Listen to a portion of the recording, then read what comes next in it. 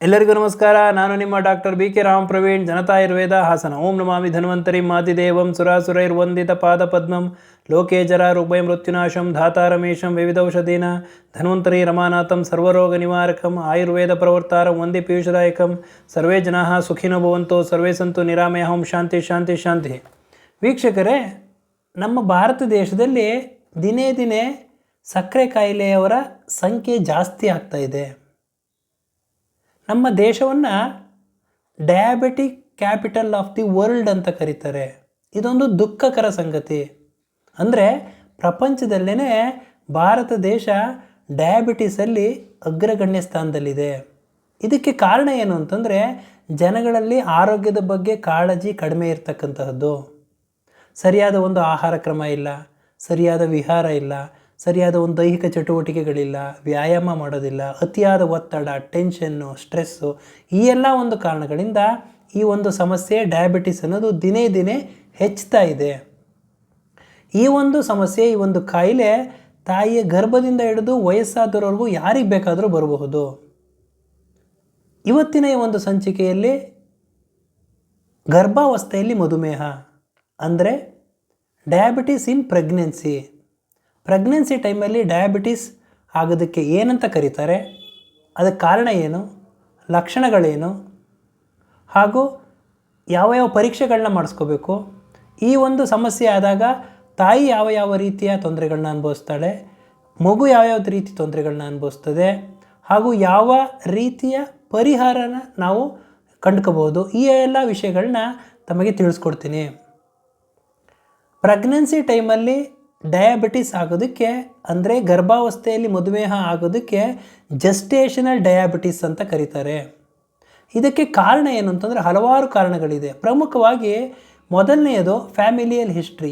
ಫ್ಯಾಮಿಲಿಯಲ್ಲಿ ಯಾರಿಗಾದರೂ ಡಯಾಬಿಟಿಸ್ ಇತ್ತು ಅಂದರೆ ಗರ್ಭಾವಸ್ಥೆಯಲ್ಲಿ ಪ್ರೆಗ್ನೆನ್ಸಿ ಟೈಮಲ್ಲಿ ಡಯಾಬಿಟಿಸ್ ಆಗುವ ಸಾಧ್ಯತೆಗಳು ಹೆಚ್ಚಿರ್ತದೆ.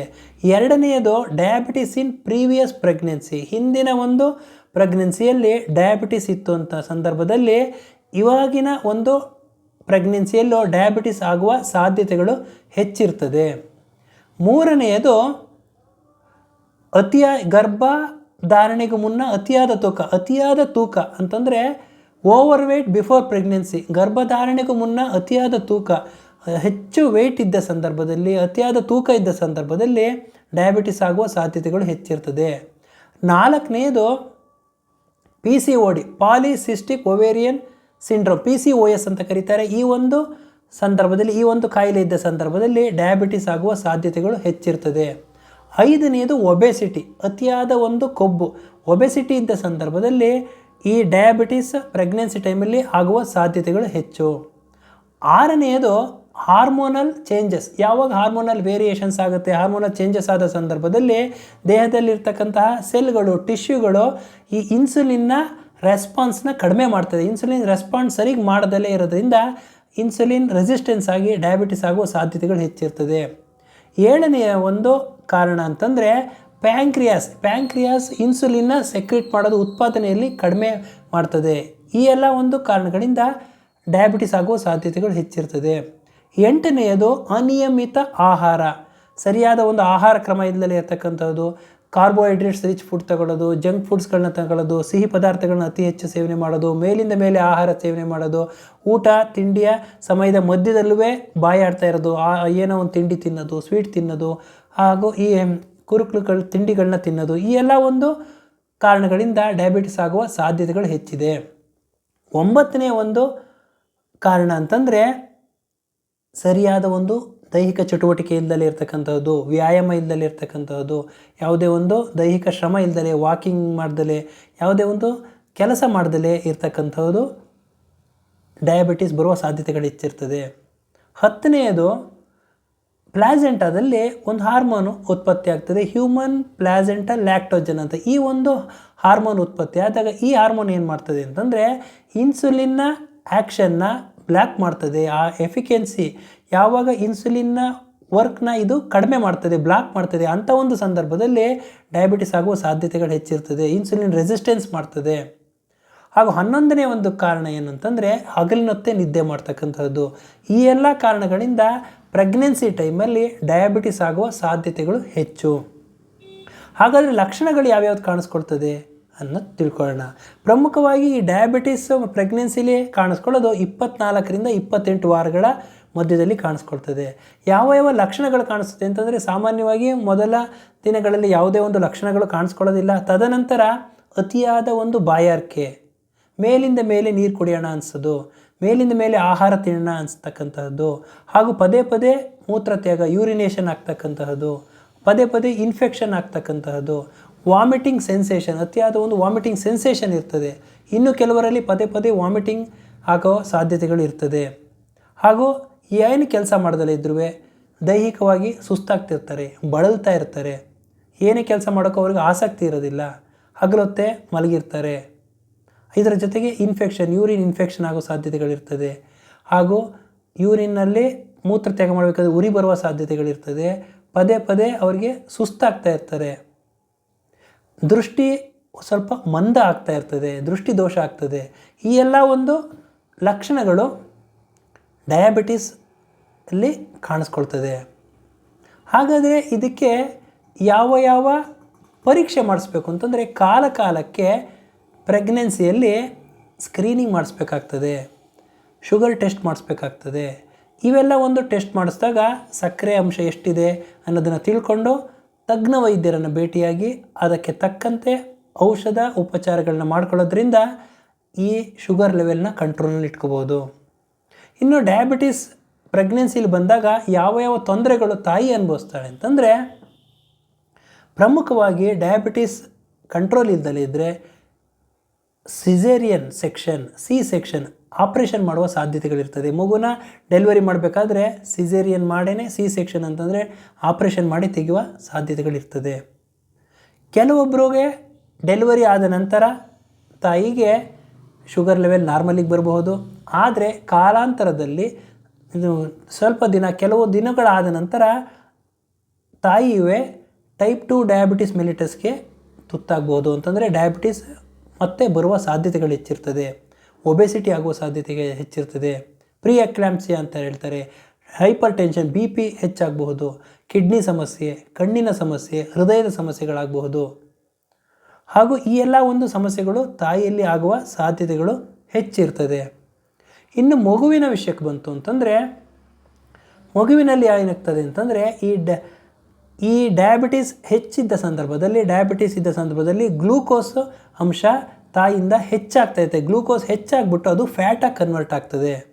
ಮ್ಯಾಕ್ರೋಸೋಮಿಯಾ ಅಂತ ಕರೀತಾರೆ. ಅಂತಂದರೆ ಮಗು ಲಾರ್ಜ್ ಬೇಬಿ ಆಗಿರ್ತದೆ, ದೊಡ್ಡ ಮಗು ಅಂದರೆ ತೂಕ ಜಾಸ್ತಿ ಇರ್ತದೆ. ಹಾಗೂ ಕೆಲವೊಂದು ಸಲ ಹೈಪೋಗ್ಲೈಸಿಮಿಯಾ, ಸಕ್ಕರೆ ಅಂಶ ಕಡಿಮೆ ಆಗುವ ಸಾಧ್ಯತೆಗಳಿರ್ತದೆ. ಅಂಥ ಒಂದು ಸಂದರ್ಭದಲ್ಲಿ ವೇಯ್ನಲ್ಲಿ ಗ್ಲೂಕೋಸ್ ಕೊಟ್ಟು ಮಗುಗೆ ಒಂದು ಚಿಕಿತ್ಸೆಯನ್ನು ನೀಡ್ತಾರೆ. ಈ ಒಂದು ಸಂದರ್ಭದಲ್ಲಿ ಹಲವಾರು ತೊಂದರೆಗಳು ಆಗುವ ಸಾಧ್ಯತೆಗಳಿರ್ತದೆ. ಕೆಲವೊಂದು ಮಕ್ಕಳಲ್ಲಿ ಏನಾಗ್ತದೆ ಅಂತಂದರೆ, ಈ ಒಂದು ತೊಂದರೆಯಿಂದ, ಡಯಾಬಿಟಿಸ್ ಇದ್ದ ಸಂದರ್ಭದಲ್ಲಿ ಗರ್ಭದ ಒಳಗಡೆನೇ ಮಗು ಮರಣ ಹೊಂದುವ ಸಾಧ್ಯತೆಗಳು ಇರ್ತದೆ, ಅಥವಾ ಡೆಲಿವರಿ ಆದ ನಂತರನೂ ಮರಣ ಹೊಂದುವ ಸಾಧ್ಯತೆಗಳು ಹೆಚ್ಚಿರ್ತದೆ. ಇದರ ಜೊತೆಗೆ ಆಮ್ನಿಯಾಟಿಕ್ ಫ್ಲೂಯಿಡ್, ಪಾಲಿಹೈಡ್ರಾಮ್ನಿಯಾಸ್ ಅಂತ ಹೇಳ್ತಾರೆ. ಯಾವಾಗ ಮಕ್ಕಳಲ್ಲಿ ಈ ಒಂದು ಆಮ್ನಿಯಾಟಿಕ್ ಫ್ಲೂಯಿಡ್ ಅಂತಿರುತ್ತೆ, ಅದು ಹೆಚ್ಚಾಗಿ ಹಲವಾರು ಒಂದು ನ್ಯೂನತೆಗಳು, ಒಂದು ತೊಂದರೆಗಳಿಗೆ ಅನುಭವಿಸೋಕ್ಕಂತಹ ಸಾಧ್ಯತೆಗಳು ಮಗುವಿನಲ್ಲಿ ಹೆಚ್ಚಿರ್ತದೆ. ಹಾಗೂ ಅಂಗವೈಕಲ್ಯ ಆಗುವ ಸಾಧ್ಯತೆಗಳು ಹೆಚ್ಚಿರ್ತದೆ. ಹಾಗೂ ಮಕ್ಕಳಲ್ಲಿ ಈ ರೆಸ್ಪಿರೇಟರಿ ಡಿಸ್ಟ್ರೆಸ್ ಅಂತಂದರೆ ಉಸಿರಾಟದ ಸಮಸ್ಯೆ ಆಗೋ ಸಾಧ್ಯತೆ ಇರ್ತದೆ, ಸೀಜರ್ಸ್ ಬರುವ ಸಾಧ್ಯತೆಗಳಿರ್ತದೆ. ಈ ಎಲ್ಲ ಒಂದು ಸಮಸ್ಯೆಗಳು ಇರೋದರಿಂದ ಮಗುವಿಗೂ ಲೇಟರ್ ಸ್ಟೇಜಲ್ಲಿ, ತುಂಬ ಒಂದು ದೊಡ್ಡವರಾದ ನಂತರನೂ ಒಬೆಸಿಟಿ ಆಗುವ ಸಾಧ್ಯತೆ ಇರ್ತದೆ, ಟೈಪ್ 2 ಡಯಾಬಿಟಿಸ್ ಮೆಲಿಟಸ್ ಆಗಬಹುದು, ಹೈಪರ್ ಟೆನ್ಷನ್ ಆಗ್ಬೋದು. ಈ ಎಲ್ಲ ಒಂದು ಸಮಸ್ಯೆಗಳು ಬರುವ ಸಾಧ್ಯತೆಗಳು ಹೆಚ್ಚಿರ್ತದೆ. ಆದ್ದರಿಂದ ಇದಕ್ಕೆ ಯಾವ ರೀತಿ ಪರಿಹಾರ ಏನು ಅಂತಂದರೆ, ಪರಿಹಾರ ಇದು ನಮ್ಮ ಕೈಲೇ ಇದೆ. ಏನು ಮಾಡಬೇಕು ಅಂತಂದರೆ, ನಾವು ಸರಿಯಾದ ಆಹಾರ, ಸರಿಯಾದ ವಿಹಾರ, ಸರಿಯಾದ ಒಂದು ಜೀವನ ಶೈಲಿಯನ್ನು ನಾವು ಪಾಲಿಸಬೇಕಾಗ್ತದೆ. ಆಹಾರದಲ್ಲಿ ಫೈಬರ್ ರಿಚ್ ಫುಡ್ ಅಂತಂದರೆ ನಾರಿನಂಶ ಇರ್ತಕ್ಕಂಥ ಆಹಾರ ಪದಾರ್ಥಗಳನ್ನ ಹೆಚ್ಚೆಚ್ಚು ಸೇವನೆ ಮಾಡಬೇಕು. ಕಾರ್ಬೋಹೈಡ್ರೇಟ್ಸ್ ಕಡಿಮೆ ಇರ್ತಕ್ಕಂಥ ಆಹಾರ ಪದಾರ್ಥಗಳನ್ನ ಸೇವನೆ ಮಾಡಬೇಕು. ಫ್ಯಾಟ್ ಕಡಿಮೆ ಇರ್ತಕ್ಕಂಥ ಆಹಾರ ಪದಾರ್ಥಗಳನ್ನ ಸೇವನೆ ಮಾಡಬೇಕು. ಹಾಗೂ ಪ್ರೋಟೀನ್ ರಿಚ್ ಇರ್ತಕ್ಕಂಥ ಆಹಾರ ಪದಾರ್ಥಗಳನ್ನ ಸೇವನೆ ಮಾಡಬೇಕಾಗ್ತದೆ. ಪ್ರತಿನಿತ್ಯ ವ್ಯಾಯಾಮ ಮಾಡಬೇಕಾಗ್ತದೆ, ಇಲ್ಲ ವಾಕಿಂಗ್ ಮಾಡಬೇಕಾಗ್ತದೆ. ವಾಕಿಂಗ್ ಅಂದರೆ ಸುಮ್ಮನೆ ನಡೆಯತಕ್ಕಂಥದ್ದಲ್ಲ, ಬ್ರಿಸ್ಕ್ ವಾಕ್ ಅಂತ ಹೇಳ್ತಾರೆ. ಸ್ವಲ್ಪ ಬೇಗ ನಡಿಬೇಕಾಗ್ತದೆ. ಆಗ ನೀವು ಬ್ರಿಸ್ಕ್ ವಾಕ್ ಮಾಡೋದ್ರಿಂದ ಅರ್ಲಿ ಮಾರ್ನಿಂಗು ಒಳ್ಳೆಯ ಒಂದು ವಾತಾವರಣದಲ್ಲಿ, ಒಂದು ಒಳ್ಳೆಯ ಮನಸ್ಸಿನಲ್ಲಿ ಬ್ರಿಸ್ಕ್ ವಾಕ್ ಮಾಡೋದ್ರಿಂದ ಈ ಒಂದು ಡಯಾಬಿಟಿಸ್ ಆಗುವ ಸಾಧ್ಯತೆಗಳು ಕಡಿಮೆ ಇರ್ತದೆ. ಹಾಗೂ ಪ್ರಮುಖವಾಗಿ ಗರ್ಭಧಾರಣೆಗೂ ಮುನ್ನ ತೂಕ ಕಡಿಮೆ ಮಾಡ್ಕೋಬೇಕು.